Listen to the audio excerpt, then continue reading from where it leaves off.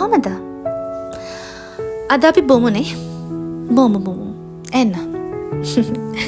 මං ගාව බෝතල් දෙකක්ම තියෙනවා. එක බෝතලක තින්නේ සාමාන්‍ය මත්පැන් ඉතින්.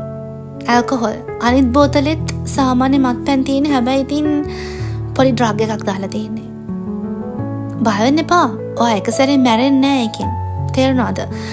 ඔව ටිකින් ටික ලෙඩ කරවලා තමයි විඳවලා තමයි ඔව මැරෙන්නේ. මම මේ කතා කරන්නේ ඇල්කොහොල් ගැන නෙවෙයි. හැබැයි ඊටත් වඩා භයානක විසක් ගැන. ඒ විස සහිත දේෙන් ඔයාගේ ජීවිතේ දැනටමත් පුරෝගෙන ඉවරයි. ඔයාගේ මනස අවුල් වෙලා ඉවරයි. ඔයාගේ ශරීරයත් ලෙඩ වෙමින් පවතිනවා. මොකද මනසයි ශරීරයයි කියන්නේ එකට බද්ධ වෙච්ච දෙයක්. අනිත් කෙනාට දැනෙන දේ අනිත් එක්කෙනාට දැනෙනවා. අන්න ඒ වගේ. මොකක්ද දන්නවද? You're comparing yourself with someone else. ඔයාවම සංසන්දනය කරගන්නවා.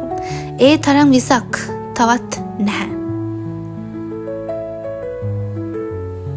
මතක තියාගන්න. ඔයාට ඔයාගේ සහෝදරයෙක්වත් හිතන්න ඔයාට නියුන් සහෝදරයෙක් ඉන්නවා කියලා. එකටම ඉපදිච්ච නියුන් සහෝදරයෙක් එක්ක පවා ඔයාට සංසන්දනය කරගන්න බෑ. මොකද ඔයාට තියෙන්නේ ඔයාට ආවේනික වෙච්ච ඔයාටම හැදුන ටයිම් ලයින් එකක්. කාල පරිච්ඡේදයක්. එයාට අවුරුදු 19 ළඟා කරගත්ත දෙයක් ඔයාට අවුරුදු 30 වෙනකන් ඉන්න වෙයි. ඉන්න ඉවසගෙන. ඒ වෙනුවෙන් වැඩ කරන්න. කල්පනා කර කාල නාස්ති කර අනේ මං මොනවද කරගත්තේ? මං මොනවද කරන්න ඕනේ? මං ඉස්සරහට මොනවද කරන්න කීකේ බොරුවට කල්පනා කර කම්මැලි කමට ඉන්නේ නැතුව දැනෙන්න නැතුව කම්මැලි වෙනවා. ඒක තමයි මේ විසේ ස්වභාවය. ඒ වගේම තමයි ඔයාට අවුරුදු 30 දී ළඟා කරගත්ත දෙයක් එයාට අවුරුදු 40 45 වෙනකන් ඉන්න වෙයි. එයාගේ ටයිම් ලයින් එක අනුව කොච්චර උත්සාහ කරත් සමහරකට ඔයා හිතනවා ඇති මම මෙච්චර උත්සාහ කරලා මට ලැබුණේ නැහැ. අත්හැරලා දාන්න හිතනවා ඇති.